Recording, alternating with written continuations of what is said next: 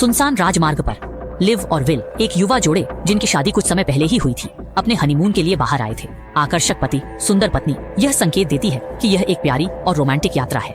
अप्रत्याशित रूप से जब विल ने आराम से सीट पर अपना सिर टिका दिया तो लिव ने धीरे धीरे एक अजीब अभिव्यक्ति दिखाई। और अभी एक दिन पहले जब महिला इस हनीमून ट्रिप की तैयारी कर रही थी तो उसे गलती से अपने पति की नोटबुक में एक भयानक रहस्य नजर आ गया। यही विल अपनी पीठ के पीछे अन्य महिलाओं को डेट कर रहा है।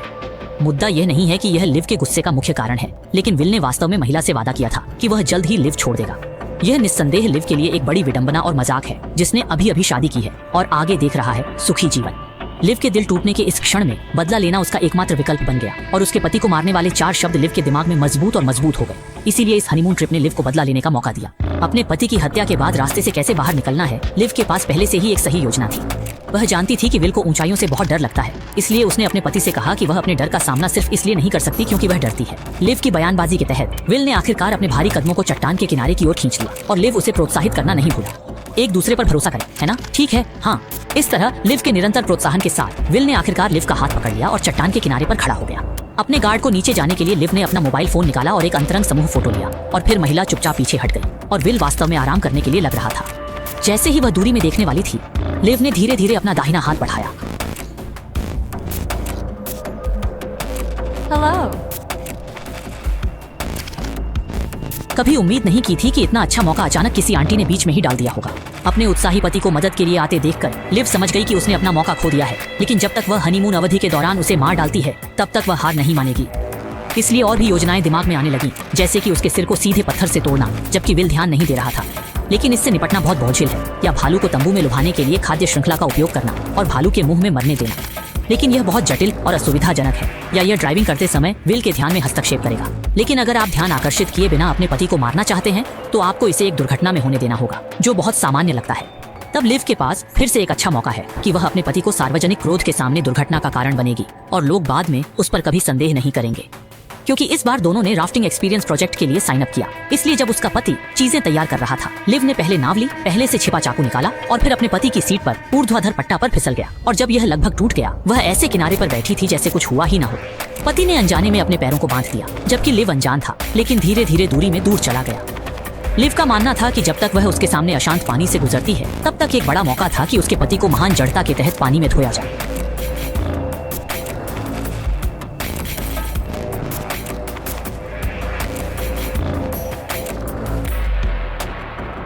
आगे जो हुआ वह वास्तव में वैसा ही था जैसा कि लिव ने उम्मीद की थी, क्योंकि पानी की एक बड़ी लहर हिट हुई और विल सचमुच एक पल में पानी में बह गया।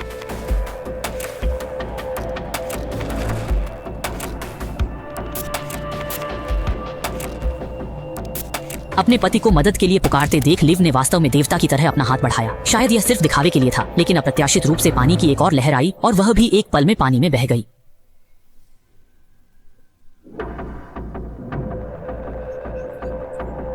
अपने विश्वासघात करने वाले पति को मारने के लिए उस महिला ने दुर्घटना करने में संकोच नहीं किया और उसे नदी में डुबोने की तैयारी की।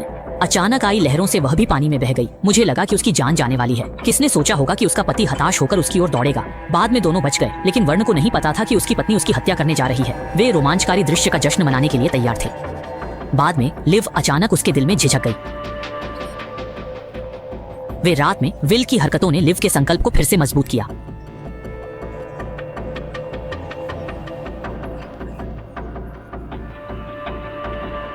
अगले दिन लिव ने विल को मारने के लिए एक अवसर खोजने के लिए तैयार किया।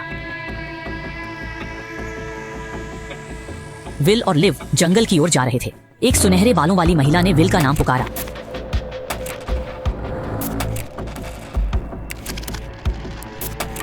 लिव विल के साथ गुप्त संपर्क में थी। उसने विल की अभिव्यक्ति देखी। लिव ने न जानने का नाटक किया। विल की महिला का सामना करने के लिए वह तैयार हुई। विल ने घबराहट से समझाया कि यह कार्ला नाम का उनका पूर्व सहयोगी था। कार्ला ने लिव को गर्मजोशी से गले लगाया और फिर पूछा कि क्या वे भी बढ़ोतरी पर जा रहे हैं। विल ने हाँ कहा। उसने कहा कि वह पहले लिव को दूर ले जा रहा था। कभी नहीं सोचा था कि यह एक आदमी था जो अचानक चला गया और वह कार्ला का वर्तमान प्रेमी था। दोनों पक्षों ने थोड़े समय के लिए विचारों का आदान प्रदान किया और एक दूसरे का परिचय दिया और अंत में कार्ला के सुझाव पर वे एक साथ यात्रा करने के लिए तैयार थे। पहाड़ों और जंगलों में कदम रखने के बाद सभी पहाड़ों और खेतों के पेड़ इतने हरे हो जाते हैं कि लोग घबरा जाते हैं और हरा शब्द कुछ समय के लिए विशेषण बन गया है और फिर यह कुछ समय के लिए एक आलंकारिक शब्द बन गया है और इससे चलने में ज्यादा समय नहीं लगा। लेव अचानक और कार्ला का बॉयफ्रेंड सामने आ गया और इस मौके का फायदा भी उठाया। उसने अंततः अपने अनुमान की पुष्टि की और जो विल के संपर्क में था वह निस्संदेह कार्ला थी। अन्य लोगों की उपस्थिति के कारण लेव ने कुछ समय के लिए अपने पति से छुटकारा पाने के विचार को छोड़ दिया। लेकिन अब जब उन्हें समस्या का स्रोत मिल गया था तो लेव ने पहले कार्ला को देखने का फैसला किया। इसी तरह कई लोग पैदल चलकर नदी तक पहुंचे और मुझे कहना पड़ेगा कि यहाँ का दृश्य वास्तव में पेंटिंग की तरह सुंदर है। कारा नदी में तैरने के लिए तैयार होने के प्रलोभन का विरोध नहीं कर सका और अंदर की कहानी को हल करने के लिए पक्ष में जाने का अवसर भी लिया। लेकिन आदमी ने कारा को देखा क्योंकि वह चला गया जब तक कि वह गलती से छेद में नहीं गिर गया। लेकिन इससे पहले कि लिव प्रतिक्रिया दे पाता, कारा पहले भाग गया। बहुत घबराया हुआ लग रहा था। इस दृश्य ने सीधे लिव स्टोन को दो बना दिया। इस समय उसके दिल में केवल एक ही वाक्य था, वह यह है कि चूंकि आप इसे सहन नहीं कर सकते इसलिए बूढ़ी औरत को दोष न दें। जब वे शाम को लौटे तो उनके पास कुछ पेय थे और जब तक वे अपने कमरे में वापस आए लेव इतना नशे में था कि वह फर्श पर गिर गया और उसे नहीं पता था कि यह कितना समय हो गया था। केवल यह पता लगाने के लिए कि अंदर एक संदेश था जो झरने पर सुबह 1 बजे मिलने के लिए सहमत था। यह स्पष्ट था कि यह कारा होना चाहिए। इसीलिए क्रोधित लेव ने अब और संकोच नहीं किया और भारी बारिश की रात को वह अकेले नियत स्थान पर आया और वहां एक रेनकोट में एक आदमी को खड़ा देखा। 37-21 की परवाह किए बिना वह महिला गुस्से से सीधे वहां पहुंच गई। महिला ने अपने पति को धक्का दे दिया जिसने उसे धोखा दिया था। लेकिन जब वह अपने निवास पर लौटी तो वह कुछ नहीं कर सकी। लेकिन उसे थोड़ा दुख हुआ। आखिर उनकी शादी को अभी 1 सप्ताह ही हुआ है। किसने सोचा होगा कि यह आदमी जो कभी उससे गहरा प्यार करता था शादी करने के बाद उसे धोखा देगा। आखिर वह व्यक्ति पहले ही मारा जा चुका है और पुलिस पूछताछ का सामना कैसे किया जाए और आगे सबूत कैसे साफ किए जाए यह मुख्य कुंजी बन गई है। इसलिए लिव ने पहले सावधानी से धोया, फिर कार्ला ने अपने पति को भेजे गए संदेश को हटा दिया, फिर कमरे को साफ किया और दर्पण में अपने बनाए गए बयान का अभ्यास करना शुरू कर दिया। जब वह इसे जानती दरवाजे पर दस्तक हुई। लेवी थोड़ी घबराई हुई थी।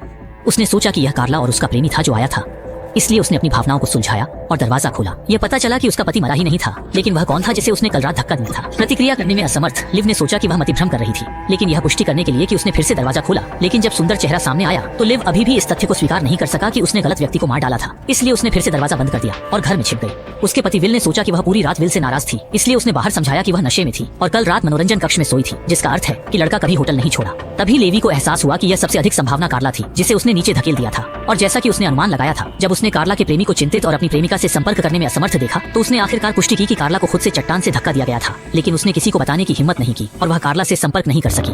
कार्ला के प्रेमी ने अंततः पुलिस को बुलाने का फैसला किया और पुलिस ने जल्द ही एक खोज और बचाव अभियान का आयोजन किया और यहाँ तक कि अन्य पर्यटकों ने भी अनायास खुद को पहाड़ों और जंगलों में खोजने के लिए संगठित किया और लीव और विल भी इसमें शामिल हो गए। हालांकि लेव ने बहुत ध्यान से देखा, उसे परवाह नहीं थी कि कार्ला अभी भी जीवित थी। उसने कल रात उसे चट्टान से धक्का देने से पहले विल के तरीके की परवाह की। जब दूसरों को पता नहीं चला तो वह उसे वापस लेना चाहती थी, लेकिन सौभाग्य से लेव अधिक भाग्यशाली था।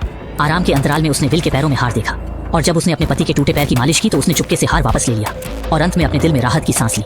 लेकिन जब उसने अपने पति की चिंतित नजर देखी तो लीव को अचानक उम्मीद हुई कि कार्ला को जंगल में दफनाया जाना बेहतर होगा। लेकिन खोज और बचाव दल ने विल को बताया कि कार्ला मिल गई थी, लेकिन गंभीर रूप से घायल हो गई थी और उसे पास के अस्पताल ले जाया गया था। इन शब्दों ने लीव के दिल को तुरंत तनाव में डाल दिया, क्योंकि दूसरे पक्ष के लिए यह अनुमान लगाना आसान था कि यह कौन कर रहा था। वह कल हुई हर बात को भूल गई थी, जो निस्संदेह लेव के लिए अच्छी खबर थी। और उसने कार्ला को दिलासा दिया, जो कार्ला के इलाज के बाद से दिनों में फिर से ट्रैक पर थी, जैसे कि उस रात सब कुछ सिर्फ एक सपना था।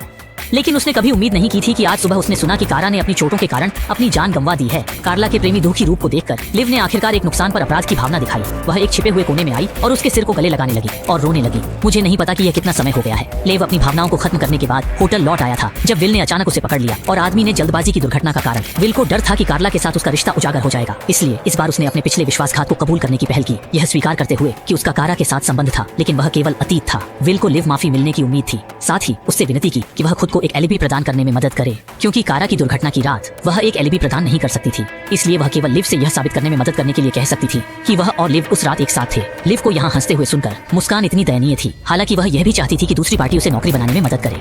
इस आदमी ने वास्तव में उसे इतना निराश किया कि वह अभी भी खुद को उस बिंदु पर धोखा दे रही थी जहाँ उसका पिछला रिश्ता था।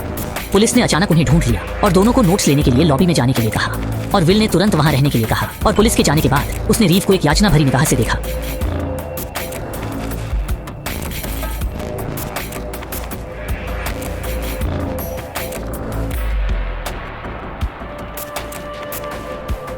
जब वे लॉबी में पहुंचे तो विल ने बताना शुरू किया कि वह और लीव उस रात होटल के कमरे में रुके थे और बाहर नहीं आए थे। जिस तरह से उसने कहा, उसे देखते हुए लिव ने इसे छेद नहीं किया। आखिर यह उसके लिए अच्छा था, यहाँ तक कि उन्होंने पुलिस को बताई गई हर बात की पुष्टि की और आखिरकार पुलिस ने दोनों को उनके सहयोग के लिए धन्यवाद दिया। लेकिन जब तक फॉरेंसिक जांच के नतीजे और घटनास्थल की जांच की रिपोर्ट नहीं मिल जाती, तब तक पुलिस को उन्हें हर समय संपर्क की स्थिति में रखने की जरूरत है। विल मुस्कुराया और सहमत हो गया और जब पुलिस चली गई तो उसके साथ लीव का रिश्ता इस समय पूरी तरह से बिखर गया। इसके बाद दोनों शहर लौट आए। यद्यपि वे भी साथ रह रहे थे, लेकिन वे अजनबी थे। हालांकि लिव की मां द्वारा आयोजित एक पार्टी में भाग लेने के दौरान विल अचानक उसे पाता है। वह घबराया हुआ दिख रहा था और उसने पुलिस को बताया कि पुलिस का फोन आया था और कार्ला की दुर्घटना में मृत्यु नहीं हुई थी। मैंने जो कहा वह सच है क्या? पुलिस ने कहा। उन्होंने कहा कि उसे सताया गया था, उसकी हत्या कर दी गई।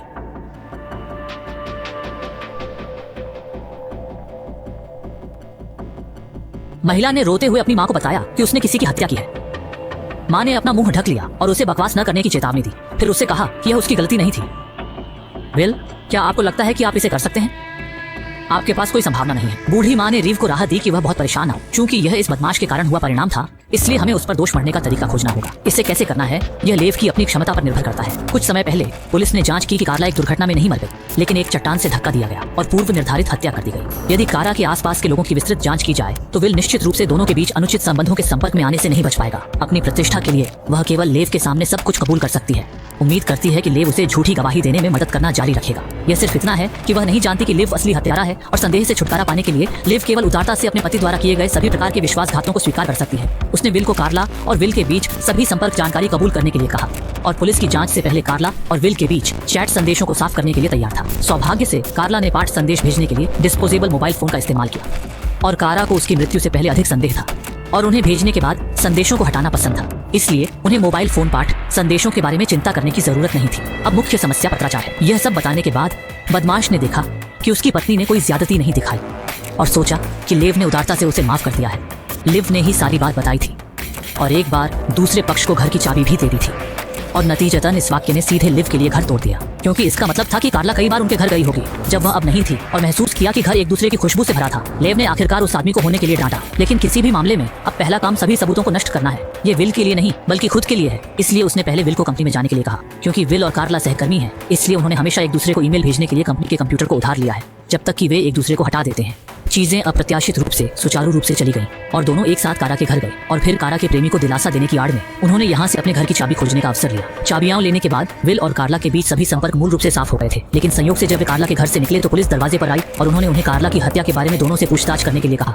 और पुलिस स्टेशन में दोनों ने पुलिस को यह बताने के लिए एक पूर्व संक्षिप्त स्वीकारोक्ति का इस्तेमाल किया कि वे कारा से परिचित नहीं थे और वे केवल एक दूसरे के साथ बातचीत करने से पहले ही मिलते थे, क्योंकि कोई अन्य सबूत नहीं था। पुलिस ने रिकॉर्ड बनाने के बाद उन्हें जाने दिया। अप्रत्याशित रूप से जल्द ही कारा के प्रेमी को एक संदिग्ध के रूप में गिरफ्तार किया गया था। चेक के दौरान उन्होंने बहुत सारी नकदी और नई पहचान और यहाँ तक कि एक नए घर के लिए एक पट्टे पर ठोकर खाई जो छोड़ने की तैयारी में लग रहा था, और कार्ला के प्रेमी ने इसके बारे में कभी कुछ नहीं कहा। यह स्पष्ट रूप से उस आदमी द्वारा पहले कही गई बातों से बहुत अलग है, क्योंकि कार्ला के प्रेमी के पहले कथन में उसने कहा कि कार्ला के साथ उसके बहुत अच्छे संबंध थे और यहाँ तक कि शादी के बारे में बात करने के बिंदु पर पहुंच गया। लेकिन यह देखकर कि यह स्थिति स्पष्ट रूप से अब नहीं है, पुलिस ने उससे पूछा कि वह झूठ क्यों बोल रहा था। आदमी चुप था, शायद वह नहीं जानता था कि इसे कैसे समझाया जाए। कार्ला के प्रेमी के गिरफ्तार होने की खबर जल्दी से विल और लिवर के कानों तक पहुंच गई, जिन्हें उम्मीद नहीं थी कि यह शक्तिशाली होगा। एयर के प्रेमी ने कार्ला को प्रस्ताव दिया, लेकिन कार्ला ने उसे अस्वीकार कर दिया। वह आदमी यह नहीं समझ सका कि क्यों। केवल कारा ही उसके दिल में जानता था कि वह जिस व्यक्ति से प्यार करता था वह विल था और वह लंबे समय से विल के साथ जाने के लिए तैयार था। इसलिए उसने अपने प्रेमी को अस्वीकार कर दिया। विल के शब्दों ने लिवर को अचानक यह सोचने पर मजबूर कर दिया कि क्या कारा के प्रेमी को और अधिक संदिग्ध बनाना संभव होगा यदि उसने पुलिस को इसके बारे में बताया। लेकिन विल सहमत नहीं था, क्योंकि उसे नहीं पता था कि समाचार के स्रोत की व्याख्या कैसे की जाए। लेकिन भले ही उन्हें कहने की जरूरत न हो, अन्य प्रत्यक्षदर्शियों ने बहुत सारे उपयोगी सुराग प्रदान किए हैं। कुछ लोगों ने कार्ला को उस रात लंबे समय तक गलियारे में रोते हुए देखा। इसलिए पुलिस ने इस जानकारी के आधार पर अनुमान लगाया कि शायद कार्ला उनके खिलाफ जवाबी कार्रवाई की भी कई घटनाएं हुई, लेकिन यह केवल अटकलें थीं और कोई वास्तविक सबूत नहीं था। लेकिन अब पुलिस ने उन पर ध्यान केंद्रित किया है। बस जब लिवर्डर ने सोचा कि वह कुछ समय के लिए पुलिस से छुटकारा पा सकता है, लिवर की मां अचानक दरवाजे पर आ गई। उसे गलती से इस घर में कार्ला की एक तस्वीर मिली और आखिरकार समझ गया कि उसकी बेटी किस तरह के विश्वासघात को झेल रही थी। इसलिए वह अपनी बेटी को यहाँ से बाहर ले जाना चाहता था, लेकिन इन शब्दों ने लिवर को एक पल में ढह दिया। शुरुआत में विल को चुनना उनका अपना निर्णय था। हालांकि उनका परिवार बहुत आशावादी नहीं था, लेकिन जीवन ने फिर भी विल को चुना। लेकिन उन्हें अंत में एक मेल मिलने की उम्मीद नहीं थी। एक दिन बाद सुबह के घंटों में लिवर की मां विल की रिपोर्ट करने के लिए पुलिस स्टेशन में फोटो लेने वाली थी और यह इस बिंदु पर था कि लीफ ने खुलासा किया कि वह असली हत्यारा था।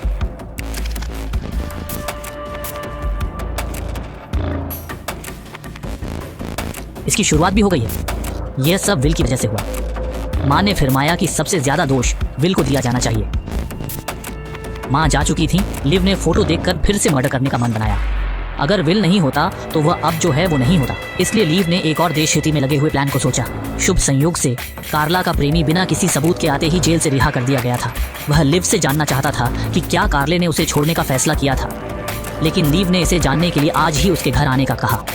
रात को विल ने स्नेह से एक कैंडल लाइट डिनर तैयार किया जिसका उद्देश्य लीव के साथ साझेदारी स्थापित करना था, उम्मीद करते हुए कि वह अपने विरोध को छोड़ देगा।